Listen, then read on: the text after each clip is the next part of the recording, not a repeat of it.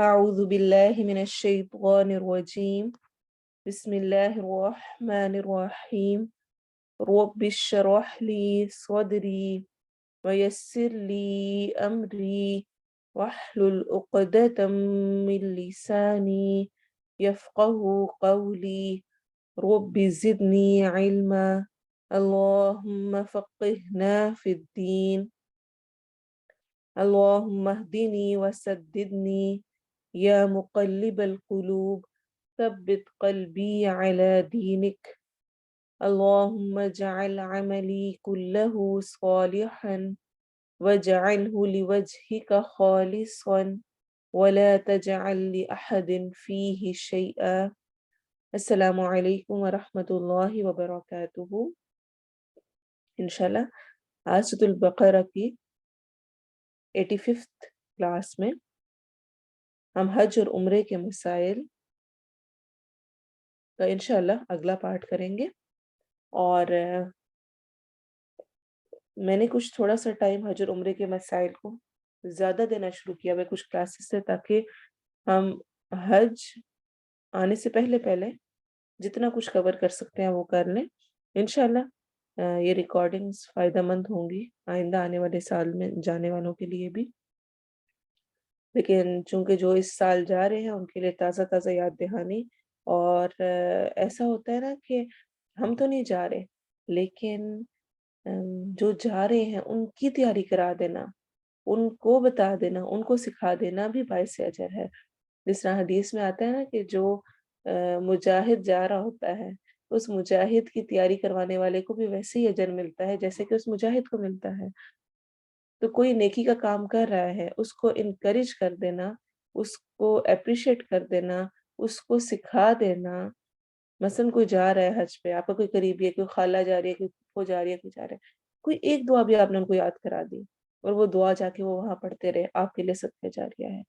جو مسئلے آپ نے پڑھے، اور یقیناً ہوتا کہ اکثر ہمارا انٹرسٹ اس چیز میں نہیں ہوتا جو کہ ہم کرنے نہیں جا رہے ہوتے۔ مثلا نماز کے ہم مسائل پڑھے تھے تو ہم نے روز 5 دفعہ پڑھنی ہوتی ہے، تو ہمارا انٹرسٹ ہوتا ہے کہ اچھا ایسے کرنا تھا، اچھا یہ دعا پڑھنی ہوتی ہے، چلو یہ دعا یاد کر لیتی ہوں، نماز اچھی ہو جائے گی۔ روزوں میں اچھا روزے رکھ رہے ہیں تو دعا آنی چاہیے کہ ہم کون سی دعا افطاری کے وقت پڑھیں، اور تراویح میں کس طرح قیام کرنا ہے، تہجد کے ٹائم کون سی دعا مانگیں، کیا چیز کس طرح کریں۔ لیکن حج پر جانے کا انٹرسٹ یا حج سے متعلق سیکھنے کے احکام کن کا پڑھنے کو دل کر رہا ہوتا ہے؟ جو جا رہے ہیں کہ اچھا کیا کرنا ہوگا وہاں پہ، کیسے کرنا ہوگا۔ اور ہو سکتا ہے جو نہیں جا رہے وہ ان کو اتنا انٹرسٹ ہی نہ ہو، وہ اس کو ویسے پڑھے ہی نہ، سمجھے ہی نہ، کہ اچھا جب جائیں گے تب دیکھ لیں گے، تب سوچ لیں گے۔ نہیں، یاد رکھیں ہمیشہ کے لیے، میں بہت دفعہ یہ والا کال ریپیٹ کر چکی ہوں اور کرتی رہوں گی کیونکہ یہ بہت اہم ہے کہ علم عمل کو آواز دیتا ہے، نہ پائے تو لوٹ جاتا ہے۔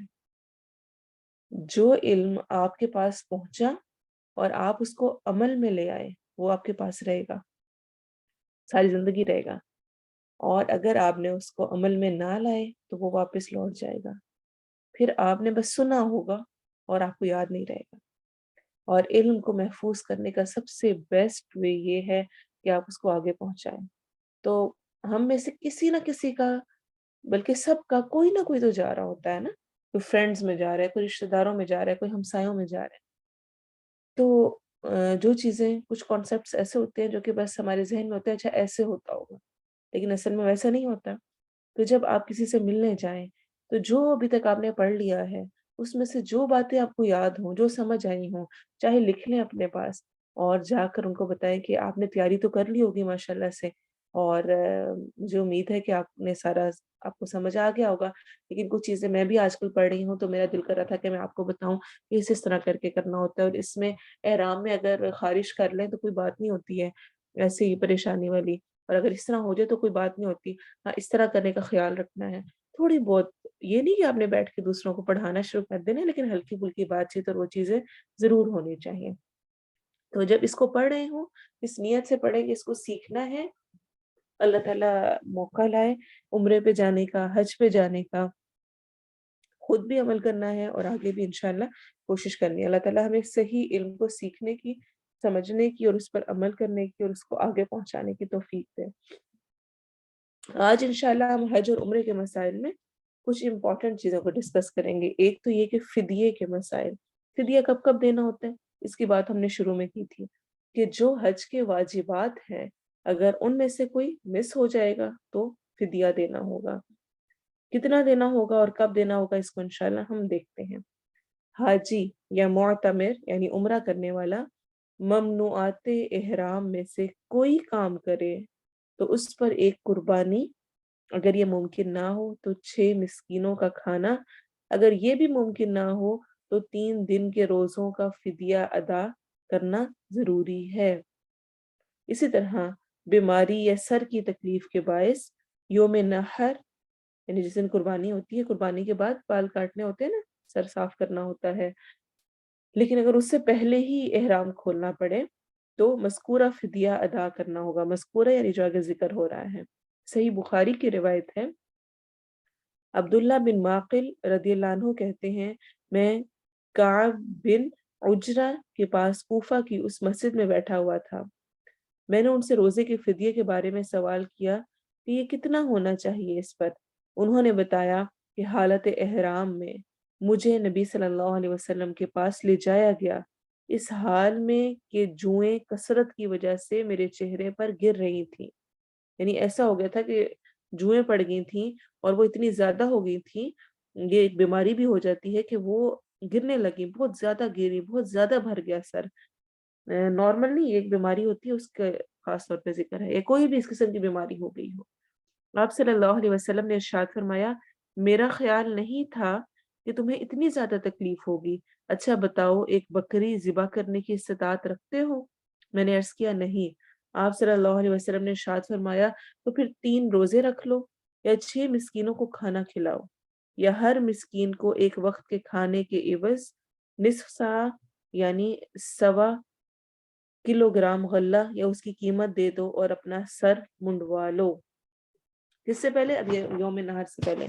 यौम नहर में हमने ये काम करना होता है ना कुर्बानी करके। लेकिन अगर उससे पहले ऐसी कोई तकलीफ हो, ऐसा कुछ मसला हो जाए कि सर के बाल कटवाने पड़ रहे हैं, तो उस सूरत में ये करना होगा। इसी तरह जो ममनुआत इहराम है, क्या-क्या कुछ मना है?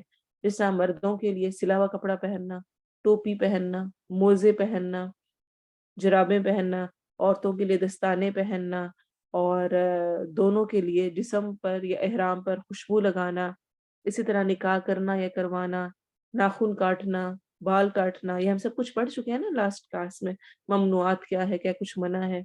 इनमें से कोई कुछ भी जानबूझ के कर लेगा, ये क्या भूल के गलती से हो गया, याद ही नहीं रहा, कोई नाखून बड़ा हुआ था, वो तंग कर रहा था, कहीं से वो टूट गया और आपने उसको पकड़ के एकदम से लेकर उसको सही कर लिया, काट लिया और आपको ध्यान ही नहीं रहा कि आप इहराम में हैं, भूल गए, तो भूल चूक माफ़ है, लेकिन आप अमदन जानबूझ के नाखून काटने बैठे हैं या बाल काट रहे हैं, एक है आपने कंघी की और उससे बाल हो गए, उन पर नहीं पकड़ है, वो कोई मसला नहीं है। ऐसा नहीं होगा कि 5 दिन आप हज में इहराम की हालत में हैं, तो आप कंघी नहीं करेंगे कहीं बाल ना टूट जाए। नहीं, जो खुद से इस बात को समझने कि अल्लाह ने हमें जो दीन दिया है, वो फितरत पर मबनी दीन है। वो कोई सख्ती और जबरी किस्म का दीन नहीं है, वो कोई रहबानियत वाला दीन नहीं है, कोई मुश्किलात वाला दीन नहीं है। जो जैसे नेचुरली है वैसे ही है। जो कंघी करते हुए बाल टूट गए उनमें कोई हर्ज नहीं है। हाँ, लेकिन खुद से कैंची पकड़ के बाल कटवाना या काटना, इनसे मना किया गया है। और याद रखें, बाल काटने से सिर्फ सर के बाल काटना मुराद नहीं है, जिस्म के किसी भी हिस्से से बालों को साफ करना वो मना है। फिर हालत इहराम बाँधने के बाद किसी रुकावट के बाइस हज या उम्रा अदा ना कर सकने की सूरत में हाजी या मुअतमिर को एक जानवर ज़िबा करके इहराम खोल देना चाहिए। ठीक है? यानी आप जा रहे थे हज या उम्रे के लिए और रास्ते में कुछ ऐसा मसला पेश आ गया कि जिसकी वजह से आप हरम नहीं पहुँच सके और आपको वहाँ से वापसी करनी पड़ी। ऐसी कोई मिसाल मिलती है हमें सीरा में? याद है आपको? सुलह हुदैबिया का दौर, जब आप सल्लल्लाहु अलैहि वसल्लम 1100 सहाबा किराम के साथ निकले थे और रास्ते में आपको रोक दिया गया था। तो फिर आपने क्या किया था? सर के बाल मुंडवाए थे, कुर्बानी की थी और सर के बाल मुंडवा के वापस आ गए थे। इसी तरह हज के किसी वाजिब अमल को तर्क करने का फिदिया एक कुर्बानी है। हज़रत नाफ़ी रहमहुल्लाह से रिवायत है कि अब्दुल्ला बिन उमर रदियल्लाहु अन्हुमा फितनों के ज़माने में उम्रे के लिए निकले। तो कहने लगे अगर मैं खाना काबा पहुँचने से रोक दिया गया तो वही वही करूँगा जो हमने आप सल्लल्लाहु अलैहि वसल्लम के ज़माने में किया था। यानी कुफ़ार मक्का के रोकने पर आप सल्लल्लाहु अलैहि वसल्लम ने जानवर कुर्बान करके इहराम खोलने का हुक्म दे दिया था। चुनांचे उन्होंने उम्रे का इहराम बाँधा क्योंकि हुदैबिया वाले साल आप सल्लल्लाहु अलैहि वसल्लम ने उम्रे का ही इहराम बाँधा था। इसे बुखारी ने रिवायत किया है। ठीक है? सही बुखारी की रिवायत है। ऐसे ही ये चीज़ हम पढ़ चुके हैं पहले कि हालत इहराम में बीवी से सोहबत करने का फ़िदिया एक ऊँट की कुर्बानी और दूसरा हज अदा करना है। इसके बारे में हमें आसार में मिलता है जैसे कि इमाम मालिक ने मुवत्ता में लिखा है, हज़रत उमर रज़ियल्लाहु अन्हु, अली रज़ियल्लाहु अन्हु और अबू हुरैरा रज़ियल्लाहु अन्हु से हालत इहराम में अपनी बीवी से सोहबत करने वाले के बारे में पूछा गया। तो उन्होंने फरमाया, दोनों मियाँ बीवी हज के अरकान अदा करें, यहाँ तक कि हज मुकम्मल हो जाए। फिर अगले साल दूसरा हज अदा करें और साथ कुर्बानी करें। यानी ऐसे नहीं होगा कि अगर ऐसा कर लिया तो वहीं पे हज रोक देना है, वो हज भी पूरा करना है और अगला हज भी करना होगा। अगर किसी शख्स को बीमारी वगैरह का खौफ हो और वो इहराम बाँधते वक़्त ये नियत कर ले कि अगर बीमारी बढ़ गई तो मैं वहीं इहराम खोल दूँगा, तो ऐसे शख्स पर हज या उम्रा अदा करने से क़ब्ल इहराम खोलने पर कोई फ़िदिया या दम नहीं होगा। ठीक है? मसलन कुछ बीमारी है, हज की नियत भी कर ली है, जा रहे हैं, लेकिन अगर आपने ये साथ कह दिया कि अगर मुझे रोक दिया गया या कुछ ऐसा मसला हुआ, तबीयत ख़राब हुई, तो मैं खोल लूँगा या मैं अपने इहराम की पाबंदी से आज़ाद हो जाऊँगा, जैसे कभी हम हदीस पढ़ते हैं, तो उस सूरत में कोई फ़िदिया दम नहीं देना होगा। यानी पहले ही नियत करते हुए ऐसा कहा। सही मुस्लिम की रिवायत है, आयशा रज़ियल्लाहु अन्हा फरमाती हैं कि रसूलुल्लाह सल्लल्लाहु अलैहि वसल्लम दुबाआ बिन्ते ज़ुबैर जो कि हज़रत मिक़दाद की निकाह में थीं कि यहाँ तशरीफ़ लाए और पूछा क्या तुमने हज का इरादा किया है? उन्होंने कहा अल्लाह की कसम मैं अक्सर बीमार हो जाती हूँ। यानी बहुत बीमार रहती हूँ इसलिए मैं हज का इरादा नहीं कर रही, हिम्मत नहीं पड़ रही जाने की। आप सल्लल्लाहु अलैहि वसल्लम ने इरशाद फरमाया हज करो, लेकिन इहराम बाँधते वक़्त ये शर्त कर लो, ए अल्लाह जहाँ तूने मुझे रोक दिया मैं वहीं इहराम खोल दूँगी। यानी जहाँ पर मेरे लिए मुशक्कत होगी और मुझे लगा कि मैं नहीं कर सकती तो इस तरह से इहराम मैं खोल सकती हूँ। ये इहराम बाँधते वक़्त की नियत होगी। हालत इहराम में शिकार करने या खाने का भी फ़िदिया एक दुम्बे की कुर्बानी है।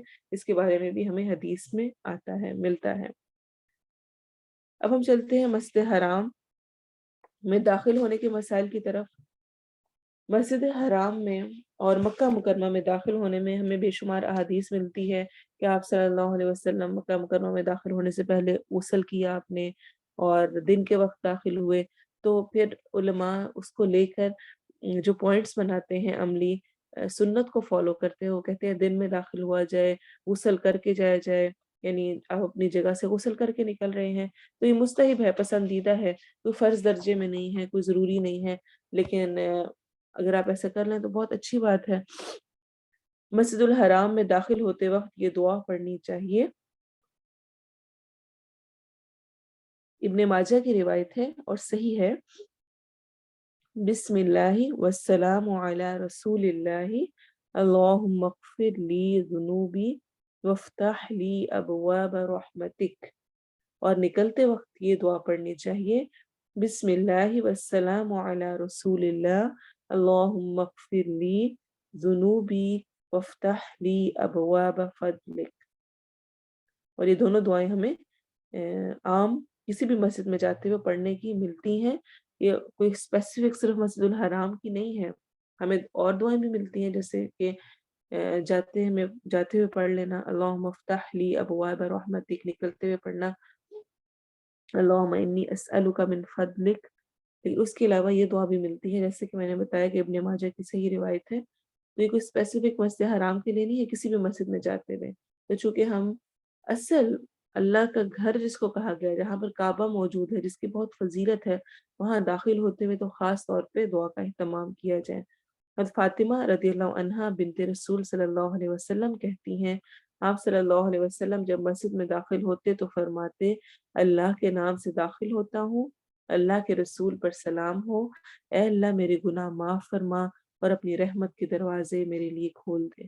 وہی دعا جو میں نے ابھی پڑھی ہے، بسم اللہ والسلام علی رسول اللہ اللہم اغفر لی ذنوبی وافتح لی ابواب رحمتک۔ اور ایسے ہی جب مسجد سے باہر نکلتے تو یہ کلمات ادا فرماتے، اللہ کے نام سے مسجد سے نکلتا ہوں، اللہ کے رسول پر سلام ہو، اے اللہ میرے گناہ معاف فرما اور اپنے فضل کے دروازے میرے لیے کھول دے۔ اسی طرح اگر آپ بیت اللہ شریف کو دیکھیں جس وقت تو جا کر دعا کرنا، کیونکہ اس وقت انسان کے ایموشنز بہت اسٹرانگ ہوئے ہوئے ہوتے ہیں، اور جب وہ پہلی دفعہ دیکھ رہا ہوتا ہے، لیکن ایسا کچھ بھی ہمیں روایات میں نہیں ملتا کہ نظر نہیں اٹھانی ہے اوپر، اور پہلی نظر پہ بس جو دعا مانگی وہ قبول ہونی ہے، اور نیچے منہ کر کے چلنا ہے، ادھر ادھر نہیں دیکھنا، چاہے ٹھوکر لگ رہی ہو، اور بس سیدھی جا کے جب اس کے صحن میں اس کے سامنے پہنچے۔ اکثر لوگوں کو آپ نے کرتے ہوئے دیکھا ہوگا کہ وہ جاتے ہیں اور جا کر اس طرح جس نے نہیں دیکھا وہ اس کو لے کے جاتے ہیں، آنکھیں بند کر کے چلو پکڑ کے اور جا کے وہاں کھولو، اور ایسی چیزوں کی یا ایسے تکلفات کی کوئی ضرورت نہیں ہے۔ ہمیں آپ صلی اللہ علیہ وسلم سے تو کوئی ایسی روایت نہیں ملتی، لیکن جس طرح ایک تابعی سعید بن مسیب ہیں، ان سے ملتا ہے کہ جب وہ بیت اللہ شریف کی طرف دیکھتے تو فرماتے اللہم انت السلام و منک السلام وحیینا ربنا بالسلام۔ تو سراپا سلامتی ہے اور سلامتی تجھی سے حاصل ہوتی ہے، اے اللہ ہمیں سلامتی کے ساتھ زندہ رکھ۔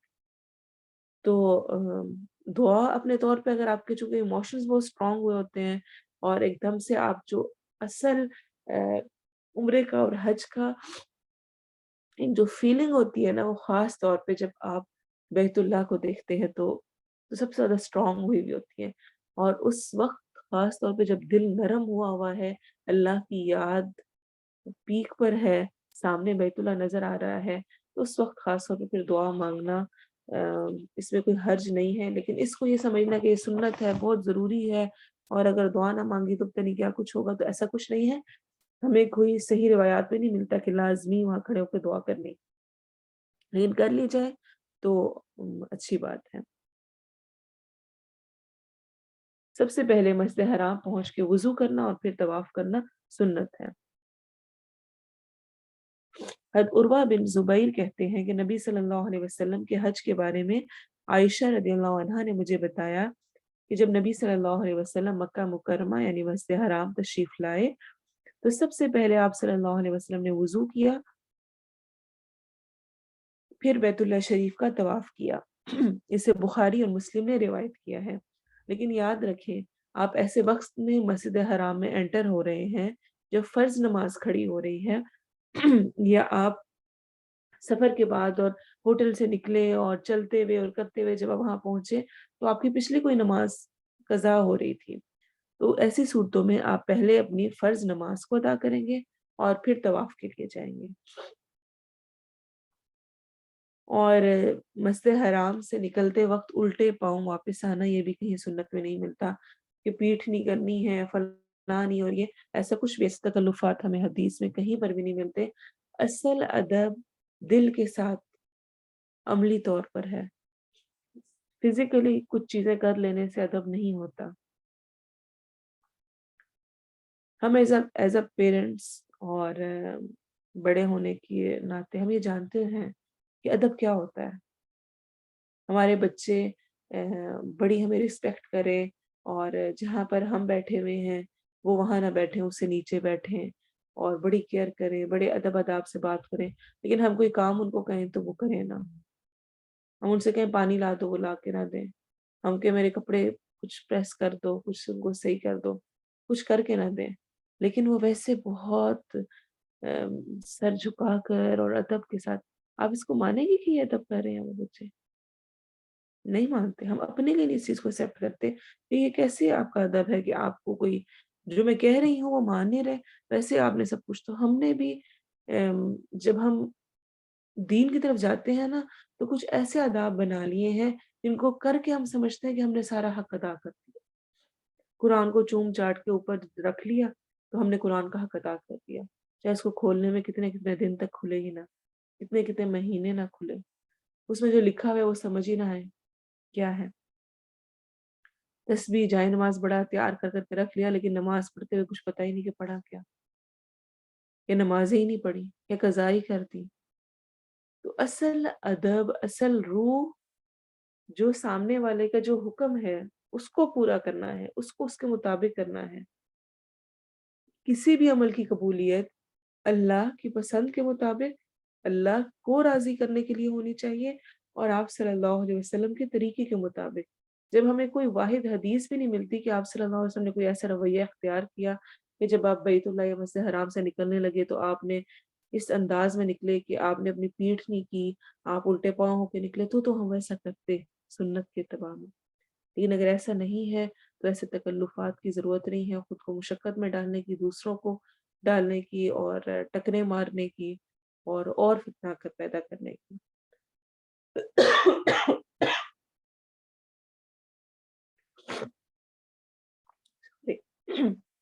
اب ہم دیکھتے ہیں طواف کی اقسام۔ ایک طواف قدوم ہوتا ہے، یعنی جو بالکل قدم رکھتے ہی جو پہلا طواف کیا جاتا ہے وہ طواف قدوم کہلاتا ہے۔ طواف عمرہ جو عمرے کے لیے گئے ہوئے ہیں، وہ جو جا کر سب سے پہلا طواف کر رہے ہوتے ہیں وہ طواف عمرہ ہوتا ہے۔ پھر ایک ہوتا ہے طواف افادہ۔ افادہ ہوتا ہے، اس کا نام طواف زیارت بھی ہے اور طواف حج بھی ہے، یعنی حج کا طواف یا طواف زیارت، اور اس کو طواف افادہ بھی کہتے ہیں۔ ایسے ہی طواف وداع جو کہ واپسی پر آتے ہوئے کیا جاتا ہے، اور اس کے علاوہ باقی جتنے بھی قسم کے کیے جاتے ہیں وہ سارے نفلی طواف ہیں، اور یہ ان سب کے بارے میں آپ جانتے ہوں گے۔ یہ کرنے ہوتے ہیں اور ان کی کیا حیثیت ہے، اس کو انشاءاللہ آگے ہم اگلے پورشنز میں دیکھیں گے۔ یاد رکھیں کہ بیت اللہ میں قیام کے دوران تمام نفلی عبادات میں سے نفلی طواف سب سے افضل عبادت ہے۔ ہوتا ہے نا کنفیوژن یہ کہ آپ مسجد حرام میں گئے ہیں، جس طرح اکثر لوگ جب اعتکاف میں بیٹھتے ہیں تو یہ ایک بہت بڑا ہوتا ہے، اچھا کیا کیا جائے جو بہت زیادہ ثواب کا کام ہو۔ انسان کبھی نفل پڑھتا ہے، پھر کہتا ہے قرآن پڑھ لوں، قرآن پڑھتا ہے پھر کہتا ہے نہیں تسبیح کر لیتا ہوں، تسبیح کر کے پھر سوچتا ہے کہ اب کیا کیا جائے اور کیا کروں، کس طرح سے عبادت کروں، ڈفرینٹ ڈفرینٹ ویز انسان چاہ رہا ہوتا ہے۔ تو بیت اللہ جا کر، اللہ کے گھر جا کر کچھ سوچنے کی ضرورت ہی نہیں، وہاں پر سب سے افضل عبادت طواف کرنا ہے۔ اور آپ سوچیں کہ دنیا کے کسی بھی حصے میں آپ کوئی بھی اور نیکی کا کام کر سکتے ہیں، آپ نمازیں، نفل نمازیں پڑھ سکتے ہیں، آپ تسبیحات ہر قسم کی کر سکتے ہیں، پھر اسی طرح سے آپ کچھ بھی اور جو بھی ذہن میں ہو انسان کے وہ سب کچھ کر سکتا ہے، لیکن طواف صرف وہیں پر کیا جاتا ہے، اس لیے کثرت طواف کی کوشش کریں، اس کا اجر بھی بہت زیادہ ہے۔ ابن ماجہ کی روایت ہے، صحیح حدیث ہے، عبداللہ بن عمر رضی اللہ عنہما کہتے ہیں میں نے آپ صلی اللہ علیہ وسلم کو فرماتے ہوئے سنا ہے کہ جس نے بیت اللہ کا طواف کیا اور 2 رکعتیں ادا کی گویا اس نے ایک غلام آزاد کیا۔ تو جب بھی آپ طواف کریں گے، ایک تو عمرے کا کیا، عمرہ ادا ہو گیا، احرام کھول دیا، اب اس کے علاوہ ڈیلی بیسس پہ جو اصل کرنے کا کام ہے وہ یہ کہ روز روز دن میں جتنی دفعہ ہو سکے طواف کریں، بجائے اپنے آپ کو مشقت میں ڈالنے کی کہ نہیں ایک اور عمرہ کرتے ہیں اور مسجد عائشہ جاتے ہیں، پھر وہ ہوٹل سے اس کی تیاری ہوتی ہے، پھر وہاں جانے کا ہوتا ہے، پھر وہاں جا کے تیاری کر کے نکلنا ہوتا ہے، پھر آنا، اور اسی میں فرض نمازیں بھی جا رہی ہیں اسی میں۔ یاد رکھیں فوکس فرض نماز نہ مس ہو۔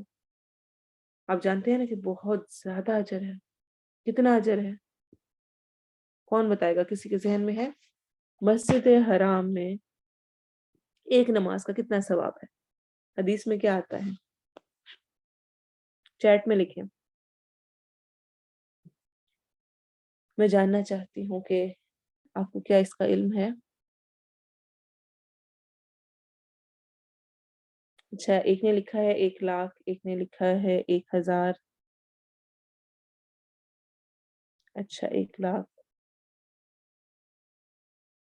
ٹھیک ہے۔ تو آپ سوچیں کہ اگر آپ کی 1,00,000 ثواب ہوتا ہے، ٹھیک ہے، شاباش، الحمدللہ، اگر ایک نماز آپ کی مس ہو جائے، کیا آپ या कोई भी और अमल करते हुए आपकी फ़र्ज़ नमाज़ मिस हो जाए।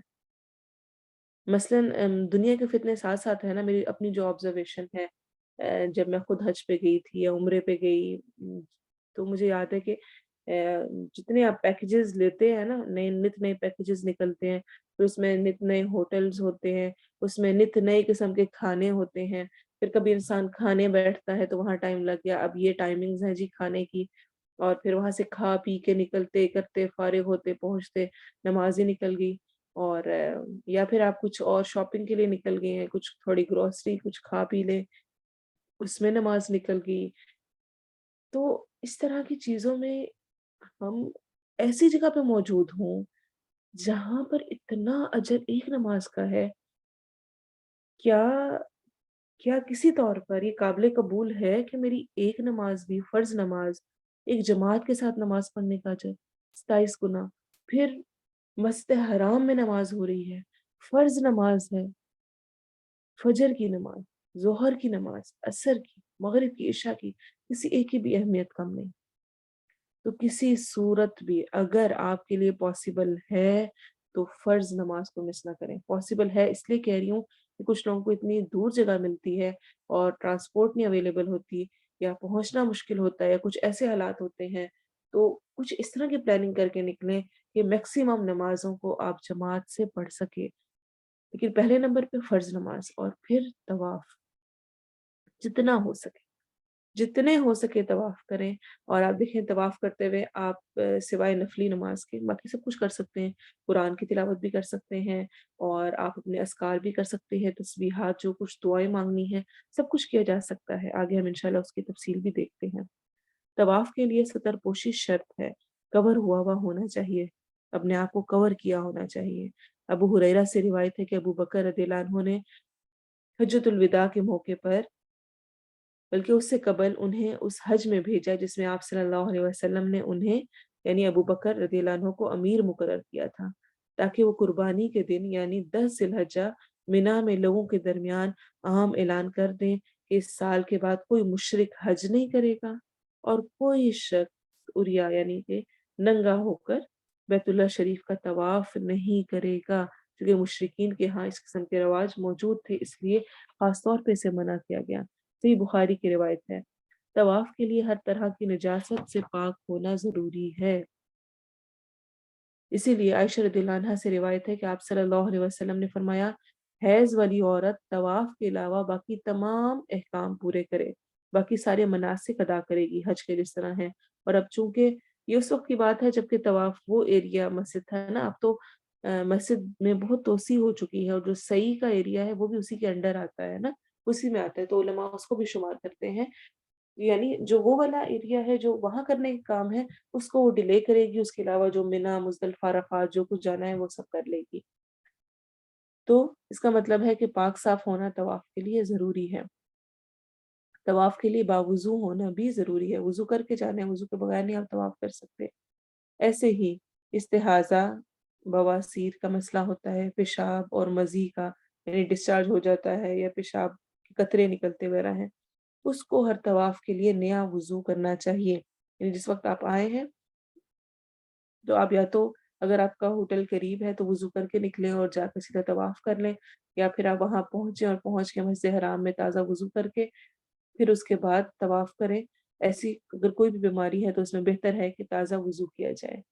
हज़रत आयशा से रिवायत है कि फ़ातिमा बिन्ते अबी हुबैश इस्तिहाज़ा की मरीज़ा थी। इस्तिहाज़ा आप जानते हैं ना, हम पढ़ चुके हैं तहारत के मसाइल में, जो कि पूरा महीना ब्लीडिंग होती रहती है, पीरियड्स के अलावा भी उसको इस्तिहाज़ा का मर्ज़ कहते हैं।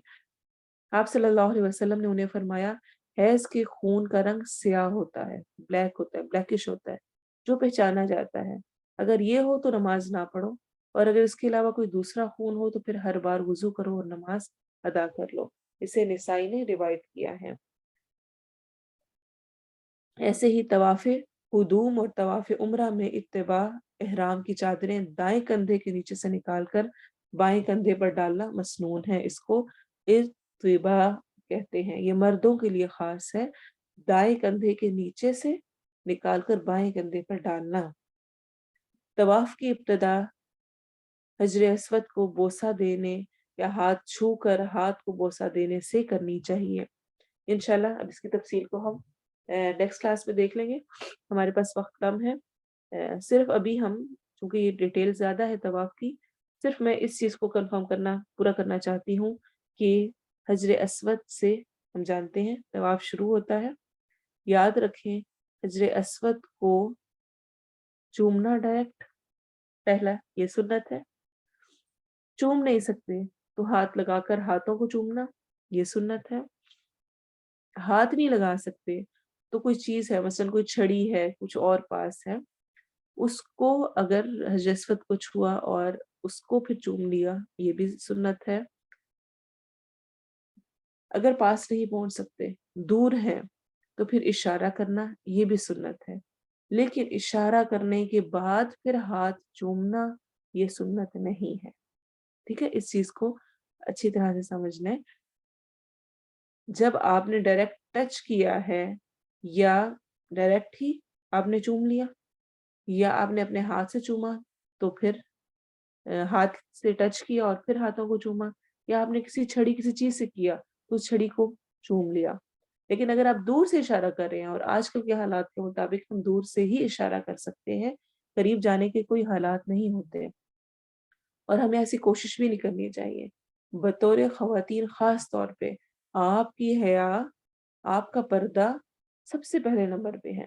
ये कोई नेकी नहीं है कि 100 मर्दों से आप टकराएँ, उनके साथ आप टच हों, हुँ? बहुत सख्त वईद दी गई है इस बारे में कि एक नामहरम मर्द, एक नामहरम औरत से टच भी हो जाए, हाथ मिलाना भी, हुँ? ये भी आपका होमवर्क है। चलिए नेक्स्ट टाइम इंशाल्लाह मैं आपसे पूछूँगी। एक नामहरम अगर दूसरे से यानी मर्द अगर औरत से टच हो जाए या हाथ मिला ले तो उसके बारे में हदीस में क्या आता है? कितना गुनाह है? क्या रिवायत आती है? हमें और सही रिवायत है। इस हद तक सख्त हमें उस बारे में कहा गया और कहा ये कि मैं इतने सारों के साथ धक्कम-पेल करके पहुँचूँ और फिर वहाँ पहुँच कर मेरा दुपट्टा कहीं और गया और मुझे कुछ पता नहीं है और उठाकर लोग नामहरम मुझे पकड़-पकड़ के निकाल रहे हों, तो कहीं पर ये नेकी नहीं है। ऐसी किसी चीज़ की कोशिश ना करें। उम्रे में तो फिर कोई हालात इंसान ट्राई करता है और वैसे मैं जो 2 दफ़ा गई हूँ उसमें बहुत मौकों पे ट्राई की, लेकिन मौका नहीं आया, दूर से ही फिर निकल गए।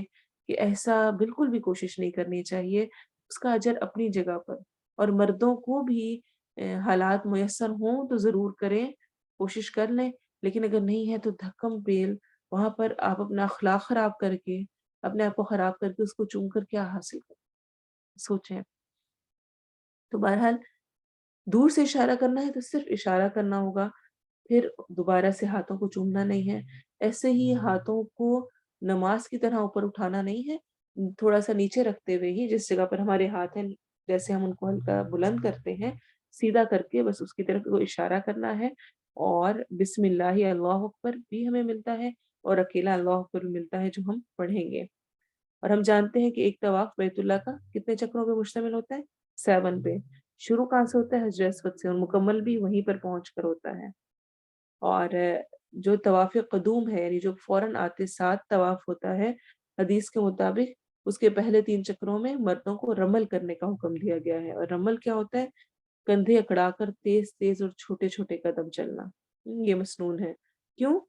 क्योंकि जब सुलह हुदैबिया के बाद अगले साल उम्रे के लिए मुसलमान आए थे, तो मुशरिकीन का ये तो बिल्कुल ही निढाल और अम कमज़ोर लोग हैं, आप सल्लल्लाहु अलैहि वसल्लम ने उनको ये दिखाया कि नहीं, हम स्ट्रॉन्ग हैं, कंधे अकड़ाकर तेज़-तेज़ कदम और छोटे यानी थोड़ा स्पीड में चलना, एक भागने वाली के ताकतवर हैं, ठीक है।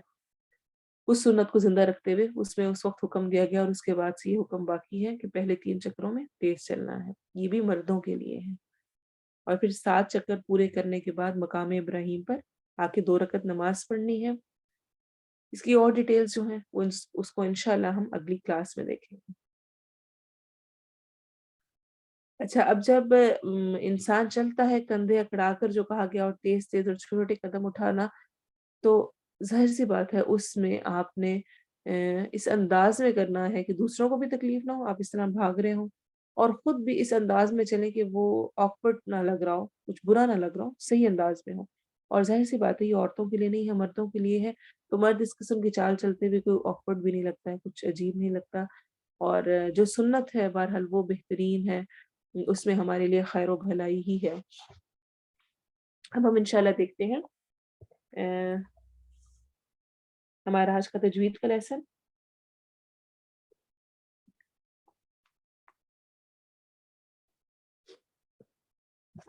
اچھا، کسی نے سوال کیا طواف کے دوران اگر کوئی ٹچ ہو جائے. دیکھیں اس چیز کو یاد رکھیں، میں بار بار یہ کہتی ہوں، میں نے بھی تھوڑی دیر پہلے بھی اس چیز کا اظہار کیا کہ جو چیز آپ کے کنٹرول میں ہے اور آپ اس کا خیال نہیں کرتے، اس پر آپ پہ پکڑ ہے. جو چیز آپ کے کنٹرول میں نہیں ہے اس پر آپ کی پکڑ نہیں ہے. آپ طواف کرتے ہوئے اپنی طرف سے پوری احتیاط کر رہے ہیں کہ آپ کسی سے ٹچ نہ ہوں. اور اچھی بات ہوتی ہے کہ اپنے ہاتھوں کو اس انداز میں اپنے سینے کے آگے رکھیں کہ اگر کوئی ایک دم سے دھکا بھی لگے یا کچھ ہو تو ڈائریکٹ کوئی آ کر آپ کے ساتھ بالکل ساتھ ٹچ نہ ہو جائے، آپ اپنے ہاتھوں سے تھوڑا سا ریزسٹ کر سکیں، اس کو پیچھے آگے کو کر سکیں. اور یہ جو محرم کا ہونا ہے نا، یہ اسی لیے کہا گیا ہے کہ محرم ساتھ ہو. اور بیسٹ وے یہ ہوتا ہے کہ مرد پیچھے ہو عورت آگے ہو، تاکہ پیچھے سے اس کو اس طرح سپورٹ ہو. لیکن بہرحال سائڈز بھی ہوتی ہیں، آگے بھی ہوتے ہیں.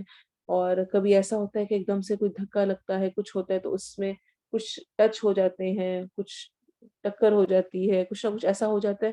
تو جو آپ کے اپنے اختیار میں نہیں ہے اس پر کوئی گناہ نہیں، کوئی پکڑ نہیں ہے. دیکھیے روزے کی حالت میں بھی کہ آ جائے روزہ نہیں ٹوٹتا. خود کی جائے انگلی ڈال ڈال کے کہ دل خراب ہو رہا ہے، بس دل خراب ہو رہا ہے کسی طرح نکلے، اور آپ انگلی ڈال ڈال کے کیا کریں تو آپ کا روزہ ختم ہوتا ہے. تو جو چیز میں نے خود کی ہے، جس طرح ہم نے بالوں کی بات کی، بال کنگھی کیے، بال ٹوٹ گئے، کچھ کوئی حرج نہیں ہے. خود کاٹنا یہ منع ہے. تو اس چیز کا بس آپ نے خیال رکھنا ہے. باقی اللہ آپ کے حالات کو، نیت کو اور آپ کی ساری ایفرٹس کو جانتا ہے. لاسٹ ٹائم ہم نے میم کے احکام میں ادغام کیا تھا، اور ہم نے کہا تھا کہ ادغام کو ادغام مثلین صغیر بھی کہتے ہیں، اور یاد رکھیں ایک اور نام ادغام شفوی بھی کہتے ہیں. میم چونکہ ہونٹوں سے ادا ہونے والا حرف ہے، اور میم حرف شفوی ہے. جو حروف شفوی ہے نا 4 جو کہ ہونٹوں سے ادا ہوتے ہیں، ان میں سے ایک میم بھی ہے. اسی لیے اس کو ڈیفرینشیٹ کرنے کے لیے نون ساکن کے احکام سے، کیونکہ آپ جانتے ہیں نا نون ساکن کے احکام میں بھی ہم نے اظہار بھی پڑھا ہے، ادغام بھی پڑھا ہے، اخفا بھی پڑھا ہے، اقلاب بھی پڑھا ہے. تو یہاں پہ اقلاب نہیں ہے، لیکن اقلاب کی طرح کی صورت ہوتی ہے. تو اب نیم سیم لگ رہے ہیں، اب کیا فرق ہوگا؟ جو میم والے رولز ہیں نا ان کے ساتھ شفوی لگتا ہے. ٹھیک ہے، شفوی، شین فا واو یا. شفوی ہوتا ہے ہونٹ، شفتین اصل میں دونوں ہونٹوں کو کہتے ہیں، اور جو حروف ان ہونٹوں سے ادا ہوتے ہیں ان کو حروف شفوی کہتے ہیں. تو ادغام شفوی، ایسے ہی اخفا شفوی، اور ایسے ہی اظہار شفوی. لاسٹ ٹائم ہم نے ادغام شفوی کیا، جس کو ہم نے کہا ادغام مثلین صغیر بھی کہا جاتا ہے. آج ہم کریں گے اخفا. ادغام میں کیا تھا؟ جب بھی میم ساکن کے بعد میم آئے تو ادغام شفوی ہوتا ہے. کچھ اسٹوڈنٹس نے ایگزامپلز لکھتے ہوئے اس کو نون ساکن کے ادغام سے بھی کنفیوز کیا. تو اس کا آپ نے خیال کرنا ہے. کیسے کنفیوز کیا؟ مثلا جو نون ساکن کا ادغام ہوتا ہے، نون ساکن یا تنوین کا، اس میں حروف یرملون ہے، میم بھی آتا ہے. ٹھیک ہے، یعنی تنوین کے بعد میم آ رہا ہے، اور اگر وہ تنوین بی میم والا ہے اور اگلا بی میم ہے تو لوگ کنفیوز ہوئے کہ اچھا بھی کیسے ہوگا. تو یاد رکھیں میم ساکن ہے پہلا اور دوسرے میم پر شد ہے تو وہ ادغام شفوی ہے. اگر پہلا میم متحرک ہے، اس پر کوئی حرکت ہے، کچھ ہے، تو وہ ادغام شفوی نہیں ہوگا. یاد رکھیں ہم صرف میم کے رولز نہیں پڑھے، ہم میم ساکن کے رولز پڑھ رہے ہیں. ٹھیک ہے، میم ساکن کہیں پر آئے گا تو ہم نے کیا کرنا ہے. میم اگر متحرک آ رہا ہے، اس پر زبر آ رہی ہے، فتح آ رہی ہے، کسرہ آ رہی ہے، دومہ آ رہی ہے، کچھ بھی آ رہا ہے، تو وہ سمپلی جیسے ہم پڑھتے ہیں ویسے ہی پڑھا جائے گا، اس میں کوئی چینجنگ نہیں ہے. شروع میں پہلی کلاس میں نے آپ کو یہ بتایا تھا. اور میم مشدد ہو یعنی اگر اس پر میم پہ سمپلی شد آ رہی ہو تو پھر وہاں پہ بھی ہم نے غنہ کرنا ہوتا ہے. ہم اب جو حالتیں پڑھ رہے ہیں وہ میم ساکن کی پڑھ رہے ہیں. متحرک جیسے پڑھتے ہیں ویسے ہی پڑھا جائے گا. مشدد یعنی شد والا ڈبلیو کے سائن والا غنہ کر کے پڑھا جائے گا. جیسے ثم. تیسری کنڈیشن ہے اگر میم ساکن ہو تو 3 طرح پڑھا جاتا ہے. میم کہیں پر بھی قرآن میں ساکن ہو تو 3 طرح پڑھا جاتا ہے، یا ادغام کر کے، یا اخفا کر کے، یا اظہار کر کے. ادغام کب ہوگا؟ جب میم ساکن کے بعد میم آئے گا، جو کہ ہم نے لاسٹ ٹائم پڑھا تھا. آج ہم پڑھیں گے اخفا. اخفا کیا ہوتا ہے؟ چھپانا، مخفی. مخفی کسے کہتے ہیں؟ چھپے ہوئے کو. تو اخفا میں چھپانا ہوتا ہے کس کو؟ اس آواز کو. تو لغوی معنی ہے چھپانا، اصطلاحی معنی ہے سوری میم کی آواز کو ناک میں چھپا کر اظہار اور ادغام کی درمیانی کیفیت کے ساتھ ادا کرنا. یعنی نہ بالکل اظہار لگے نہ بالکل ادغام لگے. ہونٹ بند نہیں ہوں گے جس طرح کر کے بالکل آپ ان کو اندر کی طرف موڑ لیں. نارمل ہونٹ رکھتے ہوئے بہت نہ ہونے کے برابر ہلکا سا، بہت ہلکا سا گیپ دیتے ہوئے آپ نے اس کو ادا کرنا ہے. کب اخفا ہوگا؟ میم ساکن کے بعد اگر با آ جائے. با آ جائے، ٹھیک ہے. میم ساکن لکھا ہوا ہے اور ادغام میں تو میم ساکن کے بعد کیا آیا تھا؟ میم. اب اگر میم ساکن کے بعد با آ جائے تو اخفا ہوگا، اور اس اخفا کو اخفا شفوی کہتے ہیں. جیسے وَمَن يَعْتَصِم بِاللَّهِ عَلَيْكُم بِوَكِيلٍ فَاحْكُم بَيْنَهُم بالمعروف. یعنی میم کی آواز کو ہم نے چھپانا ہے، نہ بالکل کلیئر فَاحْكُم پڑھنا ہے، بلکہ کیسے کر دے رہے ہیں؟ فَاحْكُم بَيْنَهُم. میم ساکن کے بعد کیا آ رہا ہے؟ با. ٹھیک ہے. طریقہ کیا ہوگا؟ میم کو ادا کرتے وقت دونوں ہونٹوں کے خشکی والے حصے کو نرمی کے ساتھ ملا کر. میم کیسے ادا ہوتا ہے؟ دونوں ہونٹوں کے خشکی والے حصوں کو آپس میں ملایا، نرمی کے ساتھ ایک الف غنہ کرتے ہوئے پڑھنا ہے. جیسے علیکم. ٹھیک ہے. دونوں جو خشکی والے حصے ہیں وہ مل رہے ہیں. پھر دونوں ہونٹوں کے کھلنے سے پہلے تری والے حصے، تری والا یعنی کہ جو ویٹ ایریا ہوتا ہے ہمارے ہونٹوں کا، اس سے با کو سختی کے ساتھ ادا کریں. کیسے؟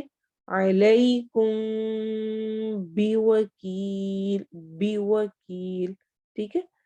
وَمَن يَعْتَصِم بِاللَّهِ. بی کلیئر ہو جائے، اس کو سختی سے ادا کرنا ہے. تو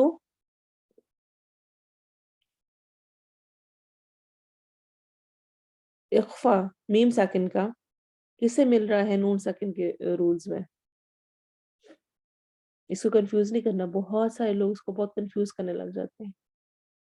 میم ساکن کا اخفا نون ساکن کے کس رول کے ساتھ مل رہا ہے؟ کیا اخفا کے ساتھ ہی مل رہا ہے؟ ساؤنڈ نکالنے میں تو شاید مل رہا ہو، لیکن حروف کے اعتبار سے یا پہچانے کے اعتبار سے کس سے مل رہا ہے؟ اقلاب سے. شاباش. نون ساکن میں ہم نے کیا کہا تھا؟ نون ساکن یا تنوین کے بعد اگر با آ جائے تو اس کی آواز کو ہم کس میں بدل دیتے ہیں؟ میم میں بدل دیتے ہیں نا. تو وہ اقلاب تھا. یہاں پر میم ساکن کے بعد اگر با آ رہا ہے تو یہ اقلاب نہیں کہلا رہا، یہ اخفا کہلا رہا ہے. یہاں پر ہم تب اخفا کرتے ہیں. تو ان میں کنفیوز نہیں ہونا. جتنے اسی لیے میں نے آپ کو بہت سارا گیپ دیا، بلکہ مجھے لگتا ہے پورا سال ہی پچھلا ہم نے نون ساکن کے بعد اگلے رولز کی ہی نہیں، تاکہ آپ کو وہ اتنے پختہ ہو جائے کہ جب ہم میم ساکن کے کریں تو آپ کنفیوز نہ ہو. ادغام میں تو دونوں کا ایک ہی طرح کا ہے. جو نون ساکن کا ادغام تھا اس میں 6 لیٹرز تھے، یا روا میم لام واو نون. میم بھی ایک تھا. اور جو ادغام شفوی کیا اس میں بھی میم ساکن کے بعد میم ہے، وہ سیم ہے. لیکن با کے اعتبار سے نون ساکن میں وہ اقلاب کہلایا تھا اور میم ساکن میں یہ اخفا کہلا رہا ہے. ٹھیک ہے، تو اس کو آپ نے اچھی طرح سمجھنا ہے. الحمدللہ جنہوں نے لاسٹ ایگزامپلس کی یقیناً وہ فائدہ حاصل کریں گے.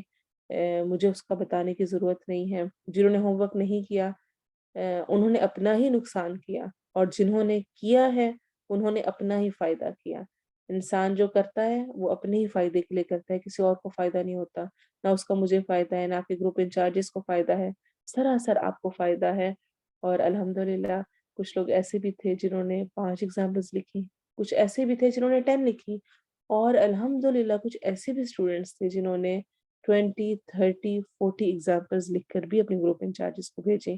کیونکہ میں ایک رینڈم گروپس میں دیکھ رہی ہوتی ہوں، تو الحمدللہ کچھ لوگوں نے بہت محنت کے ساتھ کی، اور یقین مانے کہ جنہوں نے علم آتے ہی اس کو عمل میں ڈال لیا، اس کے لیے کوشش کی ہے، ان سے اب یہ علم کبھی جائے گا نہیں. اب چونکہ وہ اتنی پریکٹس کر چکے ہیں پڑھتے ہوئے سوری ڈھونڈتے ہوئے کہ وہ کہیں پر بھی قرآن میں پڑھ رہے ہوں گے تو جیسے ہی میم سیکنڈ کے بعد میم آئے گا فوراً آٹومیٹیکلی ان کو یاد آ جائے گا اور وہ اس کو کر لیں گے. لیکن جس نے ٹالا اچھا کروں گی ہوم ورک دیکھوں گی، اور وہ ان کو ایسا اسٹرانگ یاد نہیں رہے گا. وہ 2-4 ہفتوں بعد 6 ہفتوں بعد چاہے ابھی لگ بھی رہے نا بہت اچھا آ گیا ہے، اور کچھ عرصے بعد جب پوچھا جائے گا کہ کیا تھا ادغام تو سوچنے لگ جائیں گے، پھر کہیں گے اچھا ہم دوبارہ سے ریویو کرتے ہیں، دیکھتے ہیں، پھر کاپی کھلے گی، پھر سوچیں گے، پھر کہ اچھا ہاں یہ تھا، پھر یہ علم سے بھول جاتا ہے. ٹھیک ہے، تو یہ بیسٹ ٹائم ہوتا ہے جس ٹائم آپ کوئی رول کرے اس پر ٹائم لگائیں، بیٹھے ایگزامپلس ڈھونڈیں، تو آپ کو انشاءاللہ آئندہ اچھی یاد رہیں گی. اب انشاءاللہ ہم آتے ہیں اپنی آیا نمبر 164 پر. انشاءاللہ آج ہم اس کی تجوید اور ٹرانسلیشن کریں گے. پہلے تجوید دیکھ لیں. آیا نمبر 164 سورۃ البقرہ. ان نون غنہ ہو رہا ہے، فی یا مدہ ہو رہی ہے، فی لمبا ہوگا. خلق السماوات، خا موٹے حروف میں سے ہے، قاف موٹے حروف میں سے ہے، سین سیٹی والا حرف ہے. خلق السماوات، ما اور وا دونوں اکٹھے لمبے ہوں گے. والارض، اور روا موٹا ہوگا، دوئی دعاد ویسے ہی موٹا ہوتا ہے ہمیشہ. واختلاف اللیل، وخ خا حروف حلقی اور موٹے حروف میں سے ہے. تلا الف مدہ لمبا ہوگا. اللیل یا لین ہوگی. والنہار، ون نون غنہ ہوگا، ہا الف مدہ، ری میں را باریک ہوگا. والفلک اللاتی، تی یا مدہ ہوگا. تجری، تج جیم پہ قلقلہ کرنا ہے، آواز ہماری ایکو ساؤنڈ ہوگی. ری میں یا مدہ ہوگا. فی البحر، بح ہا حروف حلقی میں سے. بیما الف مدہ. ینفع الناس، یا میں نون کی آواز کو چھپائیں گے، اخفا ہو رہا ہے. او عین حروف حلقی میں سے. ینفع نون غنہ ہے، نون میں پیش ادا رہی ہے. تو ہم نے ان کو بھی لمبا کرنا ہے اور نا کو بھی لمبا کرنا ہے. سا سیٹی والا حرف ہے. وما انزل اللہ، وما پہ مت کریں گے، میں نون کی آواز چھپے گی، اخفا ہوگا. ز سخت حروف میں سے، سیٹی والے حروف میں سے. انزل اللہ، للہ اسلام کو، اس میں جلالہ والے لام کو ہم موٹا کر کے پڑھیں گے کیونکہ اس سے پہلے والے حرف پر فتحہ زبر آ رہی ہے لام پر. من السماء، مینس سین سیٹی والا حرف ہے. مم ماء فأحیا، مم میں ہم ادغام کر رہے ہیں نون سکن کا، اور ماں میں مت کرنی ہے. فأحیا میں فا ہو رہا ہے تو میں نون کی آواز چھپے گی. فأحیا الف مدہ ہوگا. بہل اور دو بعد عین حروف حلقی. موتیہا، ماؤ اس کو موتیہا نہیں پڑھنا، ماؤ پڑھنا ہے، منہ گول ہوگا. माउतिहा अलिफ मद्दा होगा, वबस्सा ता को नरमी से अदा करना है, सीटी वाली आवाज बिल्कुल भी ना आए, सख्त आवाज बिल्कुल ना हो, नरमी से। वबस्सा फीहा या मद्दा और अलिफ मद्दा है, दोनों को हम एक एक अलिफ लंबा करेंगे। मिन कुल्ली दाब्बा, मिन नून की आवाज को छुपाना है, इख्फा होगा। कुल्ली दाब्बा, जिस मद के बाद अगले वाले हर्फ पर शद आ रही हो, इंशाल्लाह मीम सकिन के रूल्स के बाद हम मद के टॉपिक को करेंगे, लेकिन अभी के लिए इतना याद रखें कि जब भी कहीं मद लिखी हुई है और उसके बाद वाला हर्फ पे शद आ रही है, तो ये इस किस्म की जो मद होती है ये सबसे तवील मद होती है, यानी इसको सबसे ज्यादा लंबा किया जाता है बाकी सब मद में। तो इसको हमने ज्यादा सारा लंबा करना है। दाबतिन, दा करते करते साथ बा से मिलाना है। वतसरीफिर रियाही, वाव में होंठ गोल होंगे, तस स्क्वाट को मोटा करना है, री या मद्दा होगा, रॉ बारीक रहेगी, फिर रियाही रॉ बारीक होगी, या ही रूफ हलकी में से है। वस्सहाबिल मुसख्खरी, वस्सीन सीटी वाला हर्फ है, हा हरूफ हलकी और अलिफ मद्दा होगा, मुसख्खरी सीन सीटी वाला हर्फ है, खौ हरूफ हलकी और मोटा हर्फ है, री में रॉ बारीक रहेगा, बई नस्समाई बई या मद्दा हो रहा है, नस सीटी वाला हर्फ है, मा पे मद होगी, वल अर्दुई लआयातिल लिक़ौमी कौ वॉलिन होगा, होंठ गोल होंगे, मी याक़िलून मी में इदगाम हो रहा है नून सकिन का, याक़िलून आइन हुरूफ हलकी में से है, या आवाज को ठहराना है हलक में, कुई कॉफ को मोटा करना है, लून वो मद्दा हो रही है, लेकिन जब इस तरह वो मद्दा लास्ट लेटर से पहले आ रही हो तो फिर वो एक किस्म की मद बन जाती है, उसको हम ज्यादा लंबा करते हैं। अब इसकी तिलावत सुने, फिर इंशाल्लाह हम इसकी ट्रांसलेशन।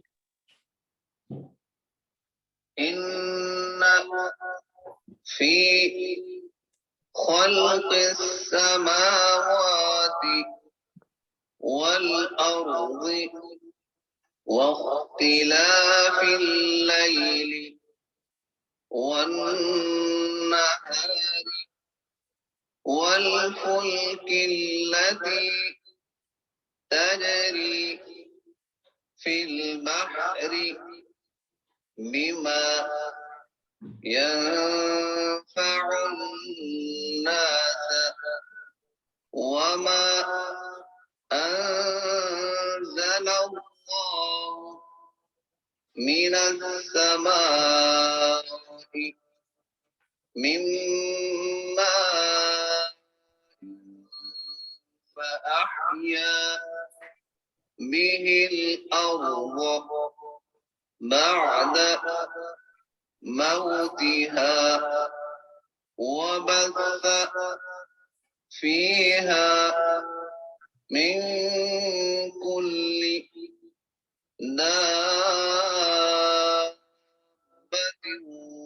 وتصريف الرياح والسحاب المسخر بين السماء والأرض لآيات لقوم يعقلون।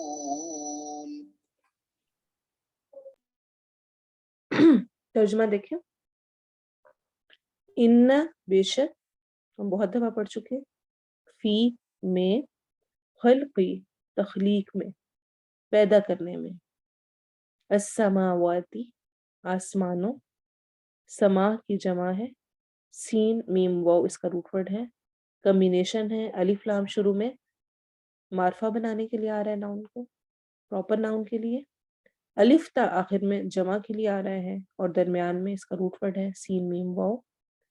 अक्सर जो अलिफ ता आता है ایک تو یہ مونس کے لیے ہوتا ہے، مونس کی جمع کے لیے الف تا یوز ہوتا ہے ہمیشہ، اور دوسرا الف تا لکھا ہوا نہیں ہوتا، اکثر اوقات تا سے پہلے والے لیٹر پر اسٹینڈنگ فتح ہوتی ہے، کھڑی زبر ہوتی ہے، تو اس سے آپ نے کنفیوز نہیں ہونا، لیکن یہ ہوتی جمع کی نشانی ہے اور مونس جمع کی نشانی ہے۔ تو جیسے کہ میں نے پہلے بتایا تھا کہ کائنات کی جو چیزیں ہیں ان کو عربک میں مونس کنسیڈر کیا جاتا ہے، اس اعتبار سے السماواتی والارضی و اور ال پراپر ناؤن کے لیے، ارض حمزہ ضاد ارض، اور زمین کے، واختلافی اختلف یختلف اختلاف، اختلاف کرنا کیا ہوتا ہے؟ ڈفرنٹ رائے رکھنا، ایک دوسرے کے پیچھے آنا، لغوی معنی میں ہوتا ہے ڈفرنٹ ہونا، کبھی کچھ جو اختلاف کے رہتا ہے اس میں بھی ایسے ہی ہوتا ہے کہ کوئی کچھ کہہ رہا ہے کوئی کچھ کہہ رہا ہے، تو یعنی اختلاف میں، چینجنگ میں، ایک دوسرے کے پیچھے آنے میں، اللیلی رات کے، لیل ہم بہت سنتے ہیں، رمضان میں کیا ہوتا ہے؟ لیلۃ القدر، قدر کی رات، کچھ لوگ کہہ رہے ہیں لیلۃ القدر کی رات پہ، تو اس کو رات میں کہنے کی دوبارہ ریپیٹیشن کی ضرورت نہیں ہوتی ہے، لیلۃ القدر کا مطلب ہی ہوتا ہے قدر کی رات، ٹھیک ہے؟ تو لیلہ یعنی رات، اللیل رات، والنہاری اور دن کے، نہار منہ سنا ہوگا آپ نے، نہار منہ یہ کھانا ہے، نہار منہ یہ کرنا ہے، تو نہار منہ یعنی کہ دن چڑھے، صبح ہوتے ساتھ دن، والنہاری اور دن کے، والفلکی اور کشتیوں میں، فل کہتے ہیں کشتی کو، الف لام پراپر کرنے کے لیے آ رہا ہے، ناؤن کی نشانی ہے، اسم کی نشانی ہے، اور کشتیوں میں التی وہ جو، التی مونس ہے کس کا؟ الذی کا، تجری تجری میں تا ایکسٹرا لگا ہوا ہے، اور جیم رو یا اس کا روٹ ورڈ ہے جاری ہونا، جرا جاری، یجری اس کی ورڈ سے ہی پتہ چل رہا ہے کیا ہے، تا اس میں لگا ہوا ہے غائب مونس کی نشانی کے طور پہ۔ اب میں آج آپ کو ایک اور چیز انٹروڈیوس کرا رہی ہوں کہ کبھی تا فعل مضارع کی نشانی میں غائب مونس کے لیے لگا ہوتا ہے، تو اس کی ٹرانسلیشن تم نہیں ہوتی، ٹھیک ہے؟ ہم نے پڑھا تھا نا کہ اگر تا شروع میں لگا ہو تو اس کا مطلب ہوتا ہے تم، ہمیشہ نہیں ہوتا نا، کبھی جب وہ غائب مونس کی نشانی کے طور پہ آ رہا ہوتا ہے تو اس کی ٹرانسلیشن نہیں کی جاتی، بس وہ لکھنے میں آ رہا ہوتا ہے۔ بات مشکل لگ رہی ہوگی، اس کو انشاءاللہ اگلی کلاسز میں ہم اور تھوڑا سا کریں گے تو آپ کو سمجھ آ جائے گی۔ فی البحری، فی میں، البحری سمندر، ال شروع میں پراپر کے لیے، بحر بحر و بر، اور اس طرح اردو میں ہم یوز کر ہی رہے ہوتے ہیں سمندر، بیما بی ساتھ، ما جو یعنی ساتھ اس کے جو، ینفع نفع دیتا ہے، نون فاعل اس کا روٹ ورڈ ہے، یا شروع میں فعل مضارع کے لیے لگا ہوا ہے، اور اردو میں بھی ہم بولتے ہیں ینفع نفع دینا، الناس لوگوں کو، الناس بہت دفعہ ریپیٹ ہو چکا ہے، وما اور جو یا اس میں جو، انزلہ نازل کیا، اللہ اللہ نے، من السمائی من سے، السمائی آسمان سے، بلندی آسمان سے نازل ہونا، میم مائن میم واو حمزہ اس کا روٹ ورڈ ہے، پانی، اکیلا پانی بھی اس کی ٹرانسلیشن کی جاتی ہے، کچھ کہتے ہیں کہ من زائد ہے، اور کچھ ٹرانسلیشن میں کہتے ہیں کہ نہیں پانی میں سے، اس طرح ہوگی تو ہلکا پھلکا فرق آ جاتا ہوتا ہے۔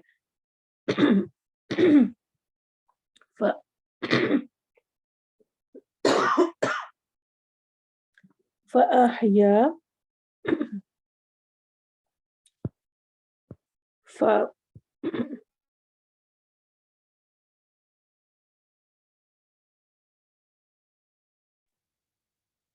ف پھر احیا، احیا حیات سے،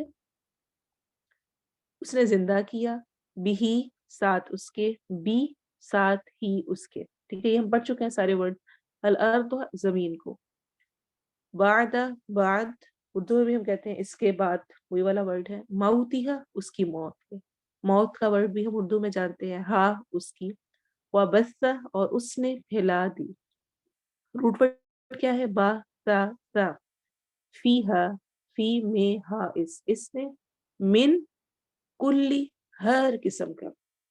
اردو میں ہم کہتے ہیں نا کل نمبر. کل نمبر کیا ہوتا ہے؟ ان کے ٹوٹل سب کے سب، تو ہر قسم کے. دابہ مخلوق، جانور، جاندار مخلوق. دابا کا روٹ پٹ ہے دال بابا، اور یہ دبا یا دبو سے ہے. چلنے پھرنے والے، ویسے اس کی ٹرانسلیشن ہوتی ہے رینگنا، آہستہ چلنا، لیکن جس طرح جو بھی چلنے پھرنے والے، زندگی والے، موونگ جو کریشن ہے وہ ساری دابا کے انڈر آتی ہے. وہ تصریفی، اور پھیرنے میں، سرافا یصرف تصریف. اردو میں ہم کہتے ہیں نا صرف نظر کرنا. کیا ہوتی ہے صرف نظر؟ نظر پھیر لینا. تو اسی سے وہ تصریفی، اور پھیرنے میں، گھومنے میں، گردش کرنے میں. الریاحی، ریح کی جمع ہے ہواؤں کی. الف لام شروع میں پراپر کرنے کے لیے آ رہا ہے. ریاح جمع ہے ریح کی. والسحابی، اور بادلوں میں. سحاب کھینچنا ہوتا ہے، اور سحاب، سحاب بادل ہیں. المسخری، جو مسخر کیے گئے ہیں، جو کنٹرولڈ ہیں، جو قابو میں کر دیے گئے ہیں. بینا درمیان. بینا بھی ہم یوز کرتے ہیں، جیسے کہ بین الاقوامی. بین الاقوامی کیا ہوتا ہے؟ یعنی جو انٹرنیشنلی باقی اقوام کے درمیان ہے. ٹھیک ہے، تو بینا درمیان. اور ایک اور ہم اردو میں یوز کرتے ہیں بینا بینا، یعنی درمیان درمیان، نہ ادھر نہ ادھر. تو اس اعتبار سے بھی. السمائی آسمان. سین میم واؤس کا روٹ ورڈ ہے، ہم پہلے دیکھ چکے ہیں. والارض، اور زمین کی. لآیات، البتہ یقیناً نشانیاں ہیں. ٹھیک ہے، لام یہاں پر لام تاکید آ رہا ہے، تاکید کے لیے. یقیناً آیات نشانیاں ہیں. آیا کی جمع ہے الف تا آخر میں، مونس کی جمع کے لیے آتا ہے، جیسا میں نے پہلے بتایا. لی کے لیے، قوم قوم، ان لوگوں کے لیے یا اس قوم کے لیے. یا قیلون، جو عقل رکھتے ہیں، جو عقل سے کام لیتے ہیں. یا شروع میں فعل مضارع کی نشانی ہے، واو نون آخر میں جمع کی نشانی ہے، درمیان میں روٹ پٹ رہ گیا عین قاف لام. تو ہوپ فلی مجھے ضرور بتائیے کہ آج کلاس کے بعد، خاص طور پہ جو نئے لوگ ہیں، کہ لاسٹ ٹائم روٹ ورڈ کرنے کے بعد ابھی کرتے ہوئے کیا آپ کو روٹ ورڈ کچھ سمجھ آئے؟ کچھ تھوڑے تھوڑے سے. اور اگر ابھی تھوڑے تھوڑے آئے ہیں تو انشاءاللہ اگلی کچھ کلاسز میں آپ کو اور اچھی طرح سمجھ آنے لگیں گے. اور اب جب قرآن کے ساتھ تعلق لفظ لفظ کر کے ہوتا ہے، تو جو اس کا مزہ اور انجوائمنٹ اور خوشی ہوتی ہے، وہ یقین مانے دنیا کی کسی چیز میں نہیں رکھی ہوئی. اللہ تعالی ہمیں قرآن سے صحیح فائدہ اٹھانے کی، اس کو سمجھنے کی اور اس پر عمل کرنے کی توفیق دے. سبحانک اللہم و بحمدک، اشہد ان لا الہ الا انت، استغفرک و اتوب الیک. سبحان ربک رب العزت عما یصفون، وسلام علی المرسلین، والحمد للہ رب العالمین. والعصر ان الانسان لفی خسر الا الذین آمنوا وعملوا الصالحات وتواصوا بالحق وتواصوا بالصبر. السلام علیکم.